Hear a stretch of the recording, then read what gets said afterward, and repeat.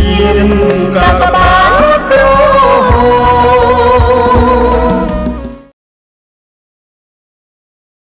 ខ្ញុំបាទសូមលំអរកាយគ្រប់នឹងជំរាបសួរសម្ដេចឯកឧត្តមលោកជំទាវលោកអុកញ៉ាអ្នកអុកញ៉ាលោកស្រីប្រិយមិត្តទស្សនិកជនជាទីគោរពនិងជាទីមេត្រីសប្តាហ៍នេះព័ត៌មានកាកបាទក្រហមកម្ពុជាបានពំនាំនៅសកម្មភាពមនុស្សធម៌តាមសហគមន៍យកមកផ្សាយជូនទស្សនាតាមពេលវេលានិងម៉ោងដដែលដែលមានសកម្មភាពជាបន្តដូចតទៅពិធីប្រគល់ផ្ទះមនុស្សធម៌ជូនគ្រួសារស្ត្រីមេម៉ាយក្រីក្របន្ទុកច្រើនផ្ទះថ្មីមួយខ្នងដែលមានទំហំទទឹង4ម៉ែត្របណ្ដោយ7ម៉ែត្រកម្ពស់3ម៉ែត្រ8សង់ពីដែកប្រក់សង្កសីជញ្ជាំងសង្កសីចាក់សាផ្ដល់ដីដោយមូលនិធិសាខាកាកបាទក្រហមកម្ពុជាខេត្តបន្ទាយមានជ័យសរុបចំនួនថវិកាគឺ$2,668ដុល្លារសហរដ្ឋអាមេរិកត្រូវបានធ្វើពិធីប្រគល់នាពេលថ្មីនេះក្រមអធិបតីភាពឯកឧត្តមអ៊ុំរាត្រីប្រធានគណៈកម្មាធិការសាខាកាកបាទក្រហមកម្ពុជាខេត្តលោកជំទាវនួមសុភ័ណ្ឌអនុប្រធានកិត្តិយសសាខាលោកស្រីមឿតលាភានាយិការរងប្រតិបត្តិសាខាបានបញ្ជាក់ថាក្រុមប្រតិបត្តិសាខារួមសហការជាមួយនឹងអនុសាខាក្រុងស្រីសោភ័ណ្ឌនិងអាជ្ញាធរមូលដ្ឋានបានចុះប៉ាន់ប្រមាណតម្រូវការរបស់គ្រួសារឈ្មោះថានួមសុភីដែលជាស្ត្រីមេម៉ាយអាយុ52ឆ្នាំរស់នៅមានជីវភាពក្រីក្រឯផ្ទះរបស់គាត់ត្រូវរងគ្រោះដោយដើមឈើសង្កត់ម្យ៉ាងទៀតគ្រួសារគាត់មានអ្នករស់នៅក្នុងបន្ទប់ចំនួន9នាក់ស្រីចំនួន4នាក់ឯកឧត្តមអ៊ុំរាត្រីបានមានប្រសាសន៍ថាការផ្ដល់ផ្ទះថ្មីនេះជាផ្ទះមនុស្សធម៌របស់សាខាកាកបាទក្រហមកម្ពុជាដែលមានលក្ខណៈសមរម្យរឹងមាំដែលអាចកាត់បន្ថយភាពងាយរងគ្រោះបានមួយកម្រិតគិតមកដល់ពេលនេះសាខាកាកបាទក្រហមកម្ពុជាខេត្តបានសង់ផ្ទះចំនួន24តាមការអនុវត្តគម្រោងសាងសង់ផ្ទះគ្រួសារក្រីក្រខ្វះខាតលើកកម្ពស់តម្លៃមនុស្សធម៌របស់កាកបាទក្រហមកម្ពុជាដែលមានសម្ដេចគតិប្រិទ្ធបណ្ឌិតប៊ុនរនីហ៊ុនសែនជាប្រធានឯកឧត្តមអ៊ុំរាត្រីបានបន្តទៀតថារាល់សម្ភារៈថវិកាទាំងអស់ដែលបានពីសប្បុរសជនគ្រប់មជ្ឈដ្ឋានបានចូលរួមសាមគ្គីសហការគ្នាខិតខំប្រឹងប្រែងយ៉ាងសកម្មឲ្យបេះដូងមនុស្សធម៌នៅក្នុងការចូលរួមសកម្មភាពមនុស្សធម៌រួមចំណែកជួយដល់ជនរងគ្រោះនិងងាយរងគ្រោះបំផុតប្រកបដោយបរិយាបន្នគូបញ្ជាក់ថាក្រៅពីប្រកួតផ្ទះក៏មានអំណោយជូនម្ចាស់ផ្ទះរួមមានអង្ករ50គីឡូក្រាមត្រីខ10កំប៉ុងមីជាតិ1កេសទឹកត្រី1យួរទឹកស៊ីអ៊ីវ1យួរមុង1ភួយ1សារ៉ុង1ក្រម៉ា1ទឹកសុទ្ធចំនួន5យួរធុងទឹក60លីត្រឆ្នាំង2ចាន5ស្លាបព្រាចំនួន5កន្ទេល1ថវិកាមួយចំនួនដោយឡែកសម្រាប់លោកតាលោកយាយដែលបានចូលរួមចំនួន20នាក់ដោយម្នាក់ទទួលបានក្រម៉ា1ប្រេងកូឡា1ដបនិងថវិកាមួយចំនួន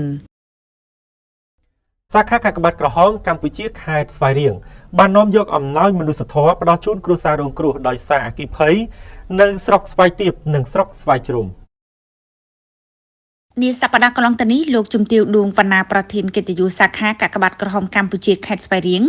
បានចុះសួរសុខទុក្ខនិងនាំចុកអំណោយមនុស្សធម៌ផ្ដល់ជូនគ្រួសាររងគ្រោះដោយសារតែអគ្គិភ័យចំនួន2គ្រួសារដែលរងគ្រោះកាលពីយប់ថ្ងៃទី18ខែវិច្ឆិកាឆ្នាំ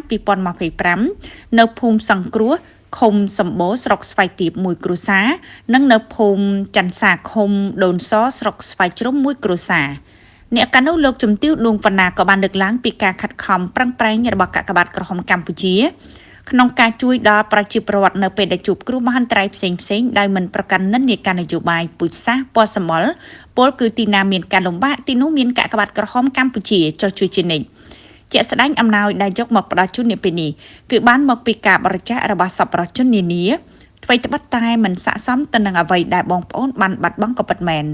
តែក៏អាចជួយសង្គ្រោះបងប្អូនបានមួយរយៈពេលខ្លីផងដែរលោកជំទាវក៏បានផ្ដាំផ្ញើសូមឲ្យបងប្អូនមានការប្រុងប្រយ័ត្នខ្ពស់ទោះលើការប្រើប្រាស់ភ្លើងទៀនធូបចង្ក្រាននិងភ្លើងអគ្គិសនីដែលជាប្រភពអាចបណ្ដាលឲ្យឆាបឆេះគ្រប់ពេលវេលាបើសិនជាយើងមិនអាចត្រួតពិនិត្យបានត្រឹមត្រូវហើយត្រូវត្រៀមបំរុងទឹកទុកក្នុងពាងឲ្យជាប់ជាប្រចាំងាយស្រួលពេលមានបញ្ហាត្រូវជួយសង្គ្រោះបានទាន់ពេលវេលាជាពិសេសចំពោះបងប្អូនដែលប្រើប្រាស់ផ្ទាំងសូឡាត្រូវមានការប្រុងប្រយ័ត្នឧស្សាហ៍ត្រួតពិនិត្យជៀសវាងមានគ្រោះអគ្គិភ័យកាត់ឡើងជាចេតហេតុអំណោយមនុស្សធម៌ដែលបានផ្ដល់ជូនក្នុងមួយគ្រួសារទទួលបានអង្ករ50គីឡូក្រាមមី1កេសត្រីខកំប៉ុង10កំប៉ុងទឹកស៊ីអ៊ីវ6ដបកៅស៊ូតង់1 ធុងទឹកជ័រ1កន្ទេលជ័រ1ឆ្នាំងបាយឆ្នាំងសម្ល2មុង1ភួយ1ស្រង់1ក្រមា1និងថវិកាសម្រាប់គ្រួសាររងគ្រោះនៅស្រុកស្វាយទាបទទួលបាន 40,000 រៀលនិងថវិការបស់ប្រជាពលរដ្ឋអាជ្ញាធរភូមិឃុំចំនួន 79,000 រៀលរួមនឹងសម្ភារៈមួយចំនួនដែលគ្រួសាររងគ្រោះនៅស្រុកស្វាយជ្រុំដោយសារគ្រួសារមានជីវភាពខ្វះខាតព្រមទាំងខូចខាតសម្ភារៈច្រើនទទួលបានថវិកា 1 លានរៀលនិងថវិការបស់ក្រុមការងារចុះជួយឃុំចំនួន 40,000 រៀល ផ្ទះមួយខ្នងទំហំ 5 ម៉ែត្រគុណនឹង 11 ម៉ែត្រសង់ពីបេតុងផ្ដល់ជូនដល់លោកកឹមសារីដែលបម្រើការងារនៅកងពលលេខ 9 ខេត្តព្រះវិហារ នាសប្តាហ៍កន្លងទៅនេះសាខាកាកបាទក្រហមកម្ពុជាខេត្តព្រៃវែងបានសាងសង់ផ្ទះមួយខ្នងដែលមានទីតាំងស្ថិតនៅភូមិកន្សោមអកឃុំកន្សោមអកក្នុងស្រុកកំពង់ត្របែកខេត្តព្រៃវែងឲ្យបានសមរម្យដើម្បីជូនគ្រួសារលោកកឹមសារីដែលបម្រើការងារនៅកងពលលេខ 9 ខេត្តព្រះវិហារត្រូវជាស្វាមីរបស់សពស្ត្រីដែលមានផ្ទៃពោះទទួលមរណភាពកាលពីថ្ងៃទី 1 ខែមិថុនាឆ្នាំ 2025 កន្លងទៅពិធីនេះធ្វើឡើងក្រោមវត្តមានឯកឧត្តមសួនសូម៉ាលីនប្រធានគណៈកម្មាធិការសាខាក្នុងនោះឯកឧត្តមសួនសូម៉ាលីនក៏បានមានប្រសាសន៍ថាដោយមានការជោគចិត្តទុកដាក់ខ្ពស់ពីសម្ដេចគតិប្រិទ្ធបណ្ឌិតប៊ុនរនីហ៊ុនសែនប្រធានកាកបាទក្រហមកម្ពុជានិងថ្នាក់ដឹកនាំគ្រប់លំដាប់ថ្នាក់និងសាខាកាកបាទក្រហមកម្ពុជាខេត្តព្រៃវែងបានសាងសង់ផ្ទះអំពីបេតុងទំហំ 5 ម៉ែត្រគុណនឹង11 ម៉ែត្រជញ្ជាំងថ្មដំបូលប្រក់សង្កសីសាងសង់រយៈពេល 2 ខែគិតចាប់ពីថ្ងៃទី 23 ខែមិថុនាឆ្នាំ 2025 ដល់ថ្ងៃទី 23 ខែសីហាឆ្នាំ 2025 ឯកឧត្តមប្រធានគណៈកម្មាធិការសាខាបានបន្ថែមថាសាខាខេត្តព្រៃវែងបានផ្ដល់កង់អគ្គិសនីចំនួន 2 គ្រឿងជូនដល់កូនៗរបស់លោកកឹមសារីដើម្បីជាមធ្យោបាយធ្វើដំណើរទៅមកសាលារៀនផងដែរក្នុងឱកាសនោះក្រុមប្រតិបត្តិសាខាក៏បានបញ្ជ្រាបការអប់រំផ្សព្វផ្សាយអំពីអនាម័យទឹកស្អាតក្នុងគ្រាអាសន្នការត្រៀមបង្ការនិងទប់ស្កាត់ការរាតត្បាតនៃជំងឺឆ្លងជំងឺគ្រុនឈាមគ្រុនឈីកសុវត្ថិភាពចរាចរណ៍ការប្រែប្រួលអាកាសធាតុនិងបរិស្ថាននិងគោលការណ៍គ្រឹះចលនាកាកបាទក្រហមនិងអតិចង្គក្រហមនិងការធ្វើចំណាក់ស្រុកប្រកបដោយសុវត្ថិភាពសរុបអ្នកចូលរួមចំនួន 113 នាក់ស្រីចំនួន 78 នាក់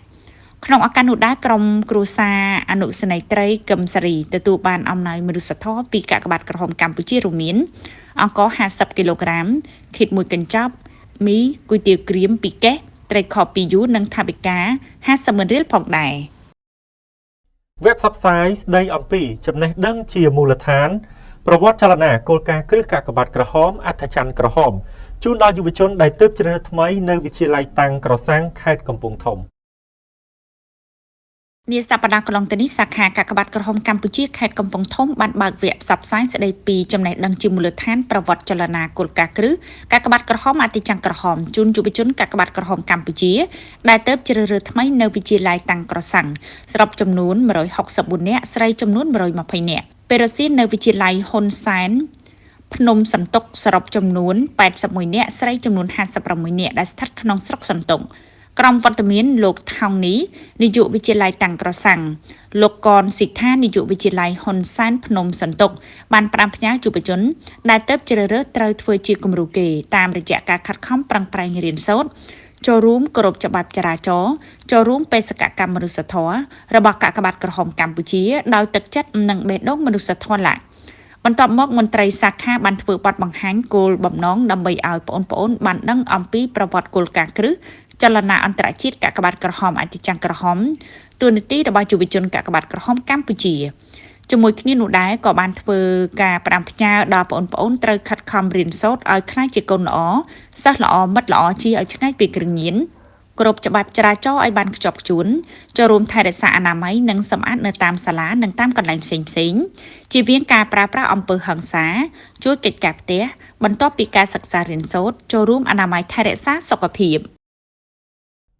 កាកបាទក្រហមជប៉ុនសាខា Hiroshima ទស្សនកិច្ចសិក្សាផ្លាស់ប្តូរបទពិសោធន៍នៅខេត្តសៀមរាបនាសប្តាហ៍កន្លងទៅនេះលោកនួមពុទ្ធិរាសមាជិកគណៈកម្មាធិការសាខាកាកបាទក្រហមកម្ពុជាខេត្តសៀមរាបបានអញ្ជើញទទួលស្វាគមន៍លោក Hiroki Sakai អគ្គលេខាធិការកាកបាទក្រហមជប៉ុនសាខា Hiroshima ចំពោះការចុះពិនិត្យទីតាំង សម្រាប់ដំណើរទស្សនកិច្ចសិក្សាផ្លាស់ប្តូរបទពិសោធន៍រវាងប្រតិភូយុវជនកាកបាទក្រហមជប៉ុននិងកម្ពុជានៅខេត្តសៀមរាបនាខែធ្នូឆ្នាំ2025ខាងមុខនេះនៅក្នុងឱកាសទទួលស្វាគមន៍លោកនួមពុទ្ធិរាបានមានប្រសាសន៍សំណេះសំណាលនិងបង្ហាញពីសកម្មភាពនិងសមិទ្ធផលរបស់សាខាស្របតាមគោលការណ៍គ្រឹះនៃចលនាអន្តរជាតិកាកបាទក្រហមអតិចង្សក្រហមក៏ដូចជាយុទ្ធសាស្ត្រឆ្នាំ2021-2030របស់កាកបាទក្រហមកម្ពុជាបន្ថែមលើនេះលោកក៏បានគូបញ្ជាក់អំពីសមិទ្ធផលកិច្ចសហប្រតិបត្តិការនានារបស់សាខាជាមួយនឹងកាកបាទក្រហមជាមិត្តផងដែរជាមួយគ្នានោះដែរលោកអគ្គលេខាធិការកាកបាទក្រហមជប៉ុនសាខាហេរ៉ូស៊ីម៉ាក៏បានសម្ដែងនៅការអរគុណយ៉ាងជ្រាលជ្រៅចំពោះការទទួលស្វាគមន៍ចាំងកក់ក្ដៅពីសំណាក់សាខាកាកបាទក្រហមកម្ពុជាខេត្តសៀមរាប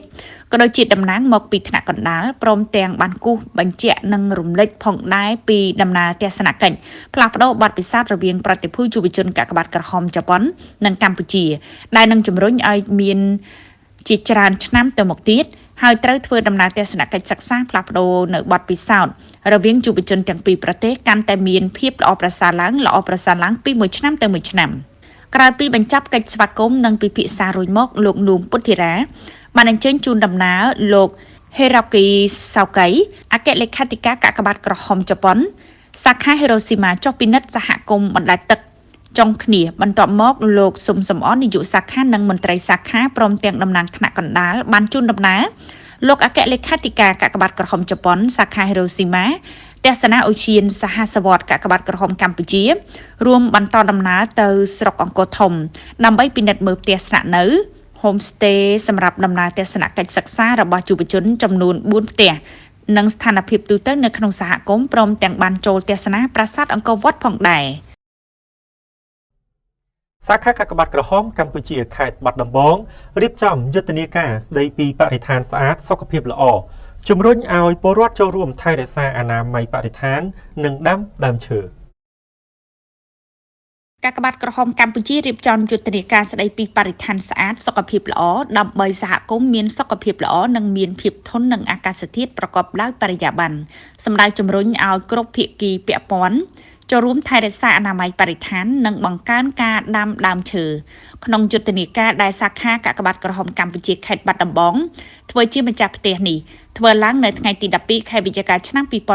2025នៅបរិវេណវត្តស្លាកែតក្រុងបាត់ដំបងដែលមានការចូលរួមពីឯកឧត្តមខុនសាមេងនាយកនៃនាយកដ្ឋានធនធានមនុស្សកាកបាទក្រហមកម្ពុជាលោកផេងសិទ្ធីអនុប្រធានអចិន្ត្រៃយ៍គណៈកម្មាធិការសាខាខេត្តបាត់ដំបងនាយកនាយិកាមន្ត្រីក្រុមប្រតិបត្តិសាខាទទួលបន្ទុកយុវជនអ្នកស្ម័គ្រចិត្តនិងទីប្រឹក្សាយុវជនមកពីសាខាកាកបាទក្រហមកម្ពុជាខេត្តសៀមរាបខេត្តពោធិ៍សាត់ខេត្តបៃលិនបន្ទាយមានជ័យឧត្តរមានជ័យព្រះសង្ឃនិងប្រជាពលរដ្ឋសរុបប្រមាណ170អង្គនាក់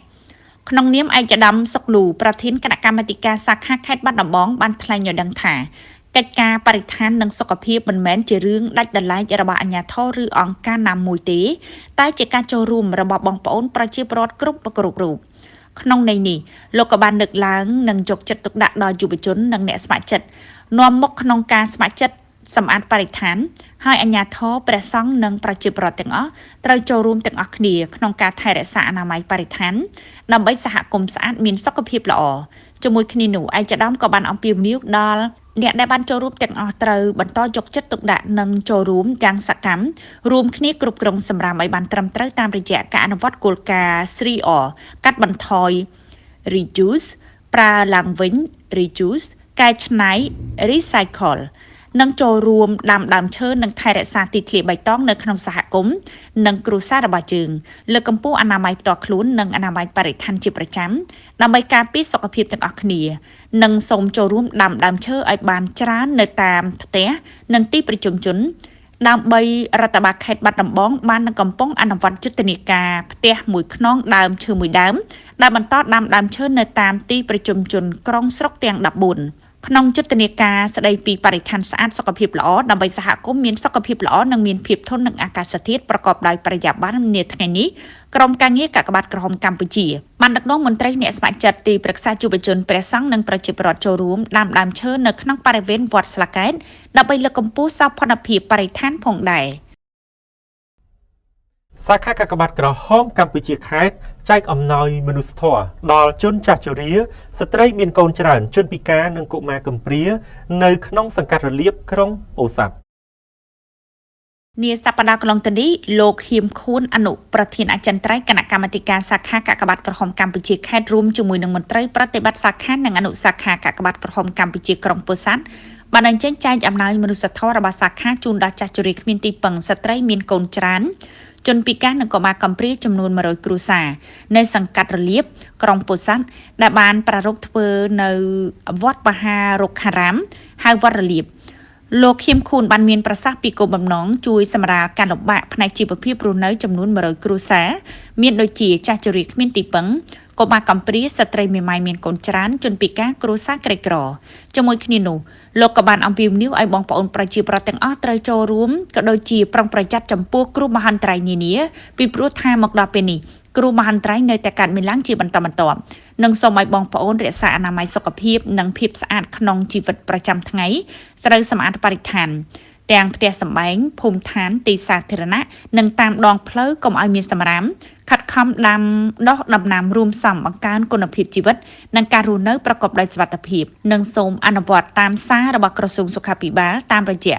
តិចស្ករតិចអំបិលតិចខ្លាញ់និងសូមចូលរួមហាត់ប្រាណទាំងអស់គ្នាឲ្យទៀងទាត់យ៉ាងតិចឲ្យបាន15នាទីជារៀងរាល់ថ្ងៃដើម្បីទទួលបានសុខភាពល្អរស់នៅបានយូរអង្វែងព្រមទាំងបានចែកអំណោយមនុស្សធម៌របស់សាខាជូនដល់ប្រជាពលរដ្ឋទាំង100គ្រួសារក្នុងមួយគ្រួសារទទួលបានអង្ករ25គីឡូក្រាមមី1កែទឹកត្រីទឹកស៊ីអ៊ីវ6ដបនិងថវិកា20000រៀល គ្រួសារក្រីក្រដែលមានជីវភាពខ្វះខាតចំនួន29គ្រួសារទទួលបានអំណោយមនុស្សធម៌ពីសាខាកាកបាទក្រហមកម្ពុជាខេត្តបន្ទាយមានជ័យ នាសប្តាហ៍កន្លងទៅនេះឯកឧត្តមឃ្លោកនួយអនុប្រធានកិត្តិយសសាខាខេត្តបន្ទាយមានជ័យបាននាំយកនៅអំណោយមនុស្សធម៌របស់សាខាទៅសួរសុខទុក្ខគ្រួសារក្រីក្រដែលមានជីវភាពខ្វះខាតចំនួន29គ្រួសារលើពីឃុំនៃស្រុកភ្នំស្រុក ក្នុងនោះមានឃុំណាំតៅលើពីភូមិមានចំនួន14គ្រួសារឃុំភ្នំដីលើ9ភូមិមានចំនួន15គ្រួសារអ្នកកណ្ដុះឯកឧត្តមក៏បាននាំយកនៅប្រសាសន៍ផ្ដាំផ្ញើសាកសួរសុខទុក្ខពីសំណាក់ឯកឧត្តមអ៊ុំរិត្រីប្រធានគណៈកម្មាធិការសាខាដែលឯកឧត្តម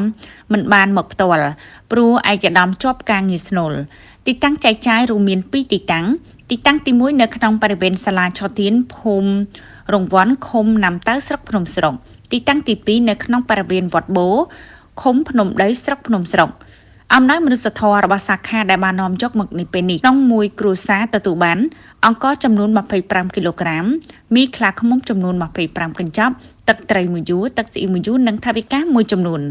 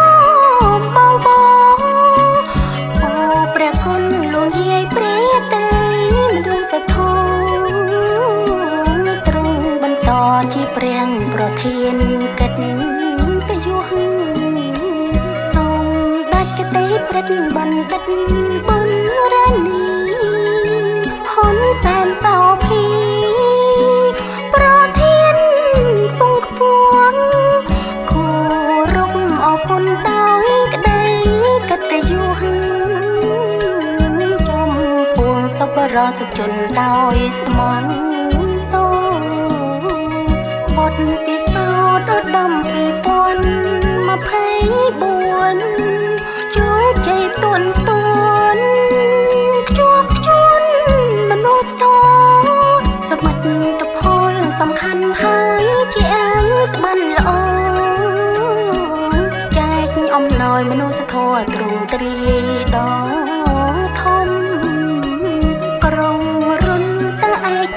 ជួសែនជ័យ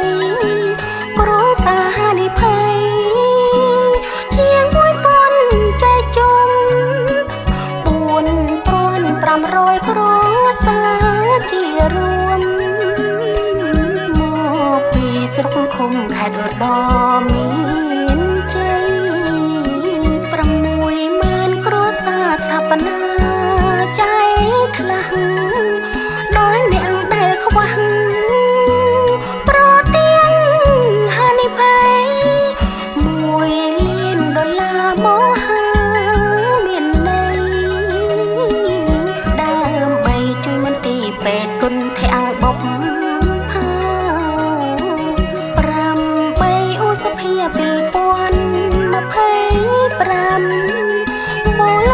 សំខាន់កាន់ជាគោលការណ៍លោកជំទាវបណ្ឌិតពេញពិតខ្លឹមសារជាបឋមចលនារួមគ្នាស្ម័គ្រចិត្តទៀតដើម្បីសង្គមមានសុខភាពល្អក៏មានភាពធន់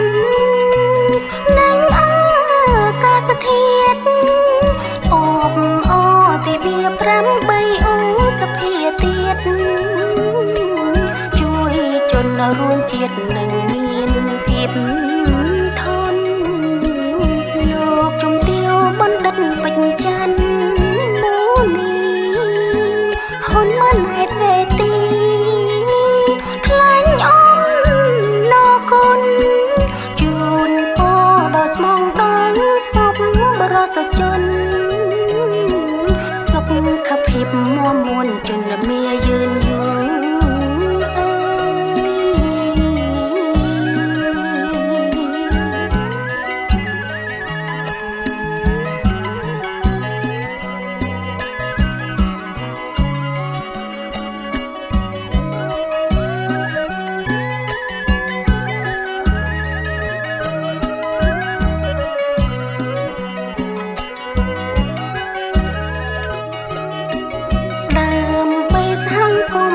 សុខភាពល្អក៏មានភាពធន់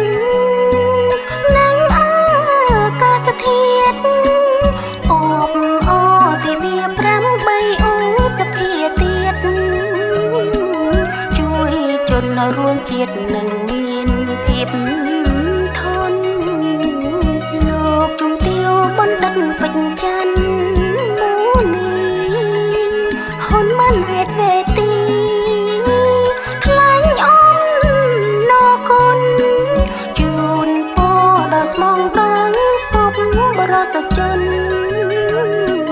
សុខភាពមាំមួនជនមាយឺនយូរ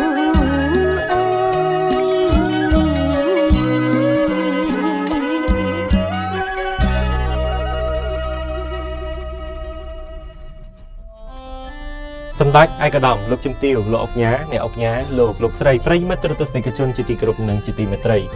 ព័ត៌មានការក្បាក់ក្រហមកម្ពុជានាពេលនេះចាប់តែប៉ុណ្ណេះសូមគោរពរងចាំតាមដានទស្សនាការផ្សាយព័ត៌មានរបស់យើងខ្ញុំនាសប្តាហ៍ក្រោយតាមពេលវេលានិងម៉ោងដដែលព័ត៌មានការក្បាក់ក្រហមកម្ពុជាសូមគោរពថ្លែងអំណរគុណនិងគោរពជូនពរដល់សម្ដេចឯកឧត្តមលោកជំទាវលោកអុកញ៉ាអ្នកអុកញ៉ាលោកស្រីប្រិយមិត្តទស្សនិកជនទាំងអស់សូមជួបប្រទះតែនឹងពុទ្ធពរទាំង4ប្រការគឺអាយុវណ្ណៈសុខៈនិងពលៈកំបីគ្លៀងគ្លាដោយគណៈពេលនេះខ្ញុំបាទបរិនសត្យាសូមអរគុណសូមគោរពលា